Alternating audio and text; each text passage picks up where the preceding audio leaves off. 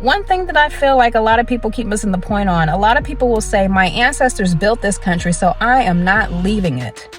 Your ancestors built the entire planet. Okay, they built the entire planet.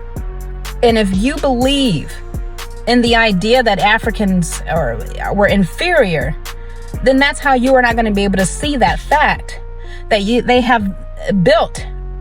They built in China. They built in Japan. They were in Japan. They built in the Americas. They built, obviously you already know this, America's North and South.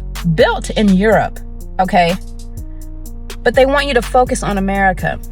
They only want you to be allegiant to America for a reason. For those of you who have subscribed to my channel and who have watched my videos, I want to thank you for your support.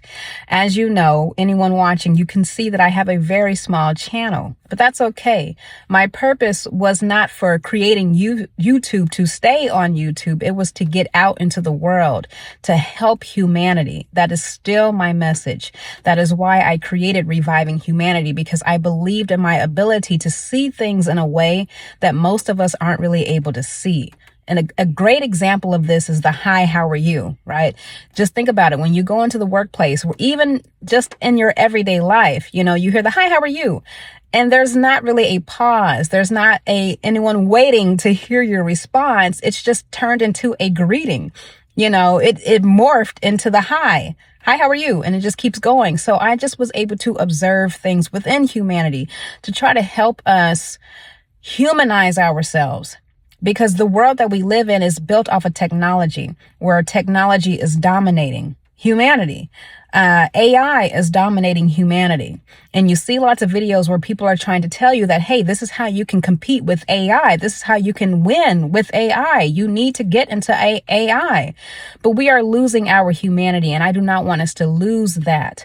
Now, the purpose of this video that I am making today is to really help us see how we, as Black people, how we continue to lose the race. You know, they say there's no race in racism.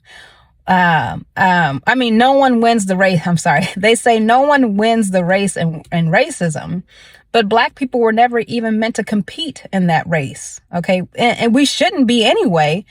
But that's not what it's for when it comes to Black people. We are not even in the race, okay? We are still sitting on the sidelines, right? While everyone else is competing to see, how they can keep, the oppression and the racism going. But again, this is not, someone listening to this, they may say, oh, this is someone with a victimhood mentality. Listen, just listen for a minute. The purpose of this video is to help us as Black people see the roles that we play, in keeping supremacy, white supremacy alive. Because oftentimes we do just say, well, if white people would end it, if they would fix the laws, if we can get them to change the laws, everything will be okay and we can have a fair shot. But the damage has already been done within us as Black people. That damage cannot be repaired by law. It cannot be repaired by money, although we do need the reparations. The damage that has been done on the Black identified person on this planet cannot be repaired by anything material. It has to be a spiritual journey. It has to be spiritual work that we must do every day. Every person, every melanated person has a job to do.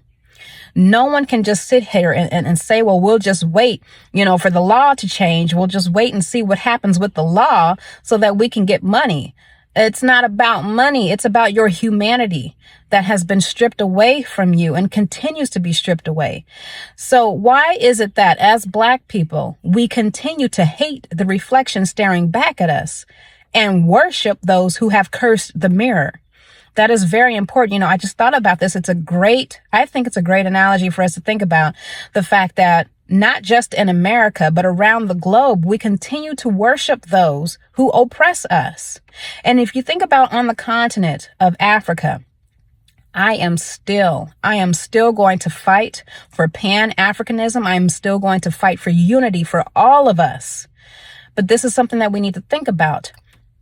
The people in Africa, a lot of the leaders, a lot of the leadership, those who wear those George Washington wigs, we have to be willing to understand that colonization remains, even mental colonization remains even on the continent, even on the motherland. So how can we unify? I've been thinking about this as I've been saying, we need to, we need to build in Africa, which is really a great point. Let me just, because I don't want to miss this. When you think about what they do here in the United States, for an example, let's just talk about California. Okay. I see a lot of Californians that are coming to the Midwest, and they have their businesses that they're bringing to the Midwest. And what that does is it drives up the rent prices because they're building these condos, they're building these duplexes, they're building these apartment buildings, and that's driving up the prices. And that is done strategically. Okay. When I say strategically, I'm going into the broader example here. When you think about how many people are coming here from Africa, from Haiti, from South America, this is strategically done to ensure that if we get enough people coming here to the United States, we can go into those countries, into that continent, and build it up. And drive up the prices. So that's just one, you can call it a conspiracy theory, but just remember, Reviving Humanity said it here first, okay? If you haven't heard it anywhere else. So the purpose of us remaining divided is because if you think about this, the United States, when you think about the tariffs, this is a great example. The tariffs are meant, with what Donald Trump is doing. He is, I guess it's not working. I don't know if it's working, but his hope was to get more plantations here in America, more of those black jobs, those plantation jobs. Okay.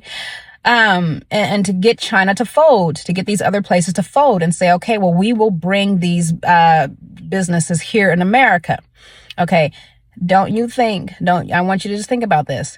If the government could have its choice, whether it needs to be in the tariff business or if it could already have all of the resources it needs, which one do you think it would choose? To live on a continent where it has to do tariff businesses, or be on a continent where it has all of the resources that it needs?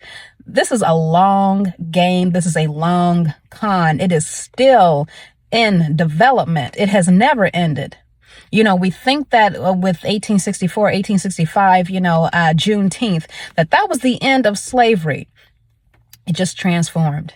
And we are still living. We are still currently making history. So when we continue to divide, and I want to talk about this in America, when we continue to divide, you have the FBAs, no disrespect at all. You have the FBAs, Foundational Black Americans. You have the Aboriginal Black Americans who say that, we were here before Columbus. So that slavery is not even in my blood. My people weren't even slaves. We are a different species from you. That is reality. That is what's happening. It is keeping us divided, keeping us from seeing that we are all connected. We are all one people. But again, going back to what's happening on the continent in Africa, you have those laws in Ghana. Ghana has one of the strictest laws against the LGBTQIA plus community. You can't even walk gay. You cannot walk gay. It is a crime to identify as being gay. And I want you to just think about this really quick. The United States, the Europeans, they knew what they were doing. Why do you think that back in those hundreds of years ago, which really isn't that far away, they put into law, they changed the Bible, made black people to be the curse. Okay. They cursed us, made us to be the curse, went around the globe. Okay. Why is it that those Europeans were one of the first to then say, you know what? Homosexuality, it's not really a sin. We should legalize it. Okay, we can legalize it. We are one of the first to allow gay marriage. We are one of the first to allow gay adoption. Yet everyone else is still set back, and people are saying, well, you know what? America looks like the hero now. It looks like the hero where people need to come here because everywhere else they are still living in the Stone Age, throwing stones, casting stones, okay, and condemning you for being who you are. So you, as a Black identified person, an African American person, an Aboriginal, however you identify, you can't even go. If you are part of the LGBTQIA plus community, you can't even go to the motherland as yourself. So you have to choose. Do I be gay here in America, or do I be Black in Africa? It is this long con. It is continuing. And I know some of you may be, strongly, because religion, strongly against homosexuality anyway, and you don't care. But we have to see the humanity. That is why I believe a channel like mine was needed, reviving humanity, to help people see the humanity in us. Because what would Jesus do? Would Jesus throw stones? Would Jesus judge his brothers and sisters? Why is it that God can love all of his children, but we hate? All of God's children hate each other. That doesn't make much sense. Okay, usually love teaches love, not hate. So where is the hate coming from? Does God not truly love all of his children?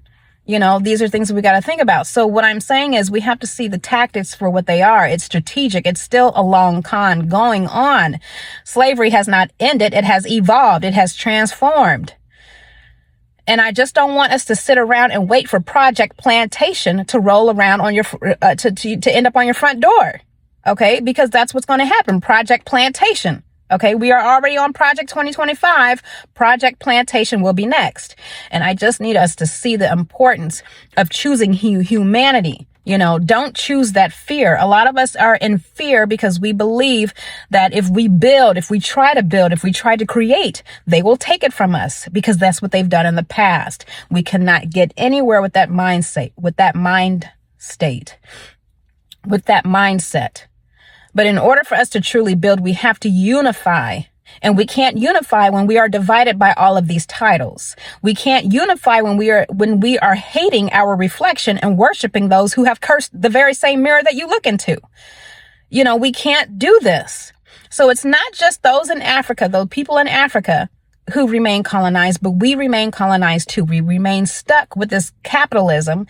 It is keeping us distracted. I have been speaking on this, but now I've seen other people speak on it, talking about how, the material, it's fancy, it's flashy. It's like, oh, we want this material. So we're choosing the money over our humanity. That's oppressing. We are oppressing ourselves. But we have to be able to see the long con for what it is. Until we start thinking strategically like they have been, we won't understand what's coming next. We won't understand why. We will continue to think, well, if we just would have voted for Kamala Harris, everything would have been okay. No, we should have been building our own from the start. And I don't understand. No one's, it's that message is for some reason not getting out. I don't know if it's that do we not believe that we can build our own? And I do not mean our own restaurants or barbershops, but I mean our own ecosystem. That is what we should have been building, so that we can have our own statues, our own, what do you call that? Statue of Liberty. Okay. We can have our own Statue of Liberty.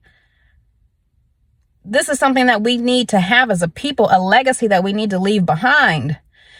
But no matter how colonized we remain here around the globe on the continent of Africa, I will not allow that to distract myself from knowing what we need to do, that we still need to unify, that we still need to understand why are we in Africa wearing George Washington wigs when we go to court? Why are we doing this? What they want us to do is to hate each other, to continue to hate the reflection staring back at us, not just in the mirror, but around the globe. This is what this does.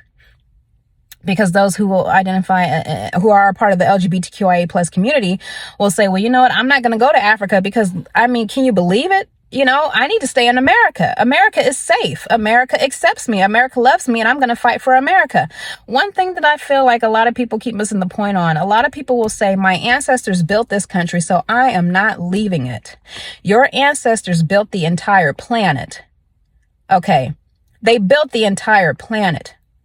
And if you believe in the idea that Africans were inferior, then that's how you are not going to be able to see that fact that they have built. They built in China. They built in Japan. They were in Japan. They built in the Americas. They built, obviously you already know this, America's North and South, built in Europe. Okay. But they want you to focus on America. They only want you to be allegiant to America for a reason.